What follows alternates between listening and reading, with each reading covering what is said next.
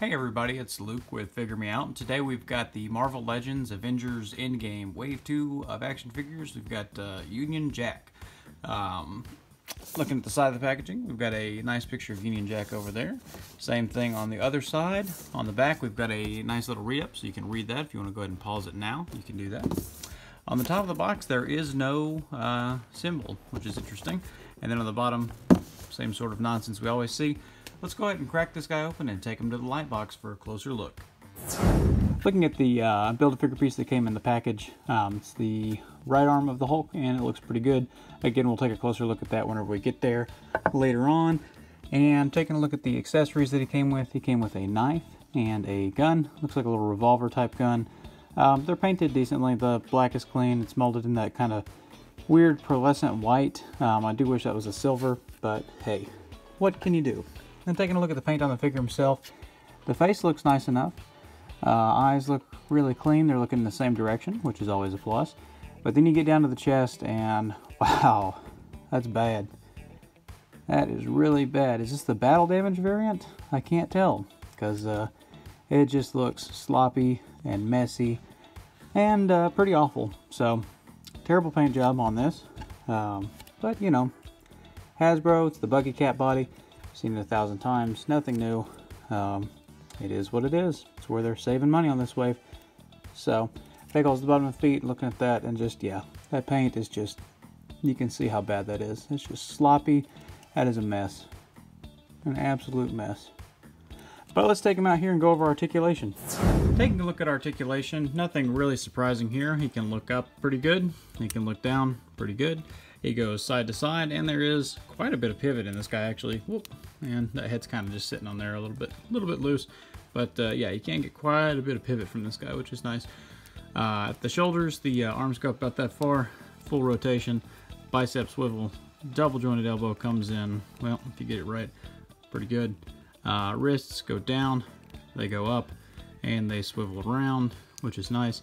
There is a waist rotation, and the ab crunch actually clicks forward pretty good on this guy. On the Bucky Cat body, it feels like sometimes you'll get the ones where it just kind of can't click forward or almost click forward, can't really go back, so you get really good forward and back with this guy. So I appreciate that, the good articulation. The belt is a separate piece. We can take that off. I didn't really mention this earlier, but it is painted pretty cleanly with the buckle and everything. I think they kind of got it over the mark just a little bit on the top there. They missed. But again, sloppy paint work, that's the worst thing. That's what it is. And also, whenever you go to get this guy in like a neutral pose, if you have that belt off, this doesn't line up quite perfectly. It lines up like that, which if you're like me, that'll drive you crazy. But you can hear that detent whenever it snaps in. It's just off slightly. Maddening, right? So if you want to line it up, you can. But anyway.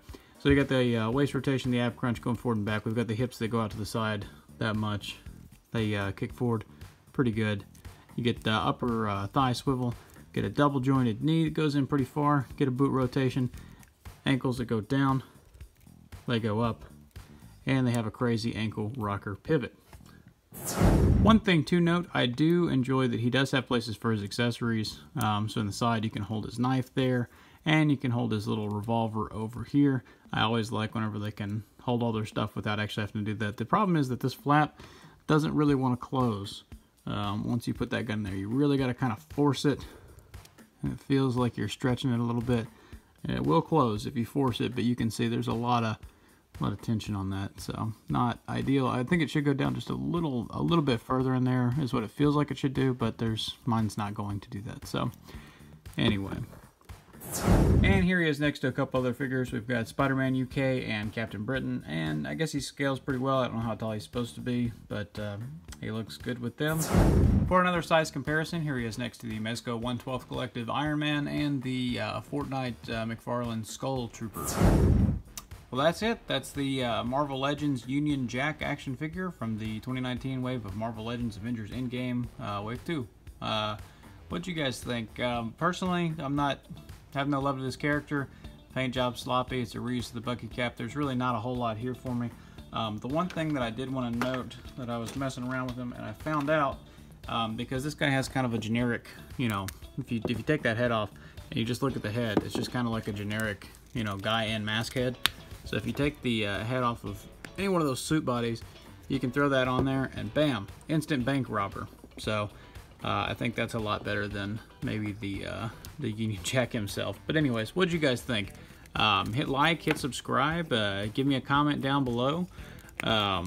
You know, check out some of my other videos. We've got this whole wave, and we've got 2 more figures, the Rock Python and then the Hulk Build-A-Figure that we'll get to. So check it out. Check me out over on Instagram, Luke_figuremeout at Instagram.com. And in the meantime, happy collecting.